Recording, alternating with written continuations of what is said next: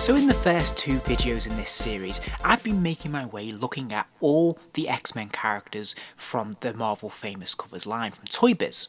But there's been one very noticeable omission, and that of course is Wolverine. And I've saved him until now because Toy Biz managed to release 4 different figures based on this character, which is a testament to the popularity of the character and of course his many different looks throughout the years. So to kick us off, I'm going to start with the tan costume variant, which was made famous obviously in the 80s. The artwork on the front of the packaging is, as always, really very nice. Nicely illustrated, very well painted, and just very evocative in terms of its colouring and its imagery. The famous cover they've opted for is actually from Uncanny X-Men issue 222, which is a little surprising because you think they might have actually employed one from Wolverine's own series. However, I do think this is a very striking cover, and I think it's perfectly worthy of being the inspiration behind this figure. On the reverse of the packaging, we have this fantastic image of Wolverine leaping into action with his claws out, which I think looks really cool, very nicely painted, and as always, very displayable. And once again, when we open the interior flap, we can see those two images from the front and the back of the packaging on display there, which looks really good with a nice little bio about this famous cover and Wolverine. Whilst on the right hand side, we have Wolverine the figure in the window packaging display there, which looks great. And out of the packaging, I have to say I am a little bit biased when it comes to this figure because growing up he was one of my absolute favourites, but I do think visually they've really caught the likeness of the costume from the comics, and I think they've done a very nice job of bringing it to life. But that's not to say the figure isn't without its flaws. Obviously, the oversized thick rubber mask they've used for the mask is a little bit too large, it looks a little bit clunky, a bit silly, and it doesn't work that great like this. The other thing I point out is that they've used a soft sort of cotton material for the shoulder pads, which works well with the costume, but they never really hold the shape. They don't arc up the way they should in their comic books, so they look a little bit strange. But I think they're perfectly forgivable because it is this mask which really lets the figure down, to be honest, because it is so humongous. But clearly this was a creative choice because they wanted to give you the option to take the mask off and have the Logan head underneath. And I have to say, the Logan head is pretty awesome. I really like this head sculpt. I love all the teeth. I love how they've painted the eyes. Everything about this looks really good. And I'll be honest, I can totally forgive the oversized mask for this because this is well worth it. And in truth, whenever I display this figure, I'm going to do it without the mask anyway. Now, if you're a big fan of the tan mask and you really want it on, then maybe you're going to have a few more issues because it does look like a big bobblehead. There's no getting around it. But without it, I think this is a really credible, good looking action figure. The cotton material they've used for the base part of the body works very nicely. We can see they've given him the separate piece underpants that go over the tights, which is perfectly appropriate and actually works really well here. This looks really good. And they've given that nice soft leather effect belt as well that wraps around. The buckle does seem to protrude a little bit, but you know, it still looks pretty decent. And the colourings throughout this costume work very well. The colour always seems to be consistent. The shading and everything looks to match the gloves and the boots, so it all works very nicely. Now, the other criticism that could be laid at this figure's door, of course, is the oversized rubber gloves which go over the hands of the figure, which are too chunky. They're too clunky, just like the mask, which is a shame. And they've obviously opted to give him the soft rubber claws as well, which in the main look okay. They're a little bit too close together, and of course once they've been left in the packaging for too long, they will warp if you're not very careful with them, as mine have done here. Of course, my preference would be for plastic blades. They would look really awesome coming out of these gloves, but sadly that wasn't meant to be. But overall, I think they are pretty serviceable and I think they look pretty decent.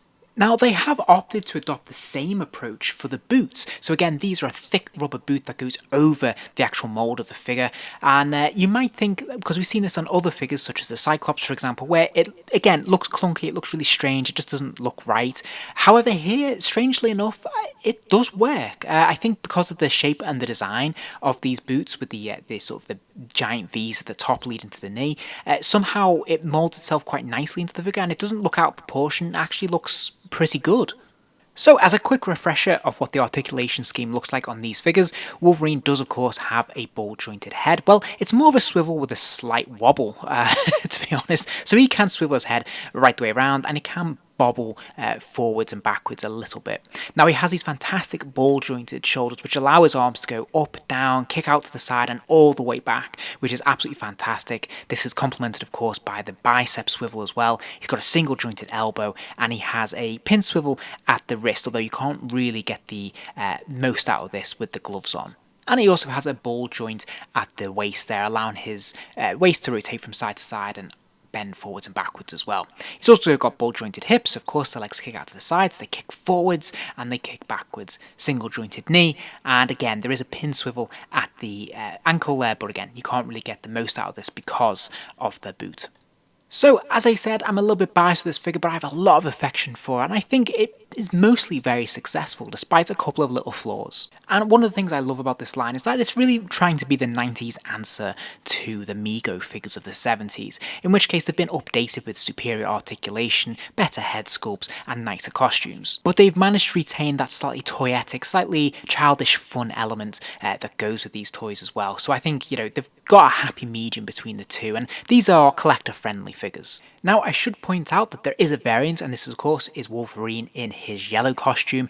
We can see a very different image here. This is actually a Jim Lee image taken directly from one of the annuals, I think, of X-Men. But once again, the packaging, very colourful, very nicely designed, very nicely painted, and yeah, it definitely captures the spirit of the character and is very displayable, of course. The famous cover they've opted for is Uncanny X-Men 133, which makes perfect sense. This is a very, very famous cover and a very visually striking one too. And inside, of course, we can see that this is pretty much the exact same figures we've just looked at, but there are a couple of minor differences which are quite interesting. So of course, the colour scheme is different. But if you look closely, you'll notice that his belt is also different. It has a slightly different logo.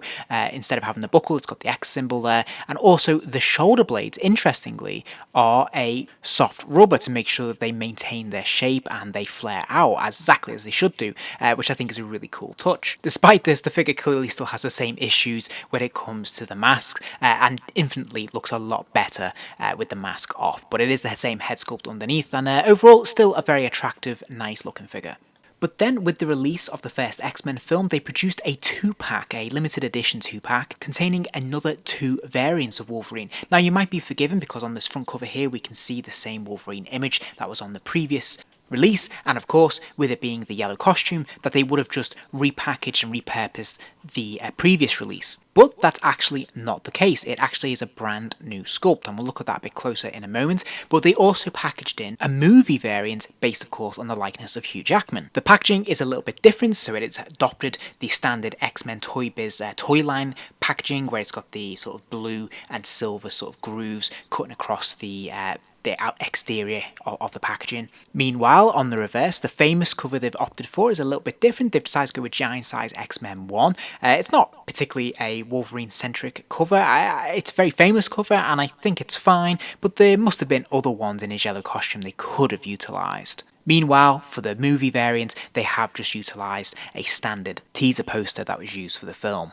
And when we open the package up, of course, we have the window display showing off both figures, which look really cool. The interior inlay, instead of being gold, is silver, and there's a little bit of information on each of the side panels about these 2 versions of the same character. And I really like this because this has a slightly celebratory kind of feel, marrying the 2 worlds between the comics and the films, and I think there's something very nice about this and very displayable. So, starting off with the classic costume version of Wolverine, we can see that they've made some pretty drastic changes to this figure, this mold, the costume. A lot has been changed here, which is really kind of interesting. So they've definitely taken notes, I think, from the first release and tried to improve upon it. The most noticeable thing, of course, being the mask. This time, rather than having a removable rubber mask, it is all moulded in plastic. The head is one piece, and the mask obviously does not come off. And this is a fairly firm plastic that we've got here. The head sculpt, I think, is very, very nice. Again, it's definitely caught Wolverine's animal rage, and I think it's well done. The only criticism I might have of it this time is kind of the opposite of last time, in that maybe the head looks a little bit too small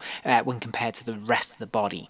Costume design is once again really, really nicely done. They've used the right materials like lycra in the main part for the body, and it's nice and bright and colourful. They have utilised those firm plastic pieces to keep the shoulders firmed up and out like that, which is great. And you'll notice the belt is a little bit different as well. Again, this is a solid rubber plastic piece. I think this all looks pretty good. My only minor criticism might be that the stripes on the side of the costume feel like they should come in a little bit more to the inner torso, but other than that, this looks pretty solid. I'd say the biggest improvement is actually the gloves. As you can see, they've opted to just paint the hard plastic mold of the fist, and they've added the rubber claws to the exterior of this. This looks really good. For the upper gauntlet of the arm, they've just slid over a piece of cotton, which actually seems to blend quite nicely with the paint of the fist there, and it doesn't look too obvious or too distracting, so I think they've done a really good job with this. A similar approach has been employed for the feet. So again, on the boots, we can see obviously that the molded boots have just been painted, so we've got a much firmer base, and then they've added material to the legs. Now, this looks to be okay. They don't flare out quite as nicely as they do in the comics, and I think they're a little bit, the colour ratio is a little bit off. It's too much black to the blue, and it probably should be the other way around. But overall, I have to say, I think this figure is a massive improvement on the previous release, and it fixes a lot of the issues that we saw there. So I think this is a really nice, prestigious figure, and probably one of the highlights of the whole line. Now then, as for the movie variants, I think the first thing to say is that the movie costume doesn't really lend itself to toy lines because it is kind of dull and dark and just there's not a lot of colour on it. But that said, Toy Biz have done their absolute best to make something fun and colourful out of this figure, which I give them top marks for. And of course, they're going for a completely different feel this time around. Now, in terms of the head sculpt, I actually think the likeness is surprisingly good, considering that this is meant to be very toyetic and meant to be a lot softer in terms of this kind of thing. But I think they've actually captured something of Hugh Jackman here and looks pretty decent. And I think they've done a surprisingly stellar job of the costume. I think it looks really, really good. So all over it is very nicely textured. It is that sort of faux leather material. And then in some places they've painted in the various gold stripes and things like that. But a lot of the time they've actually used a needle and thread to just add some colour is. We see a little bit of purple running through the lines and the stitching here, and of course we have those thick gold pieces as well that add a little bit more texture, add a bit more detail, and certainly a lot more colour and interest to this toy, which makes it actually look quite attractive all in all, and I think they've done a really nice job. And just as with the comic book version in this 2-pack, they've opted to just paint his hands and stick the rubber claws on the ends. And again, I think this is very successful and I'm really glad they went with this approach. And then finally, they've applied the same approach to the boots as well. So just painting over the plastic there. And it's nice to see the silver highlights on the sole of the boot, which is really cool. And yeah, overall, I think this looks really in proportion and just worked a lot better for this figure. So I actually think this is probably one of the nicest variants that Toy Biz put out of all the different versions they put out of Hugh Jackman's Wolverine during their run. This is probably one of the standout ones in the collection. I think they've done a really nice job with him.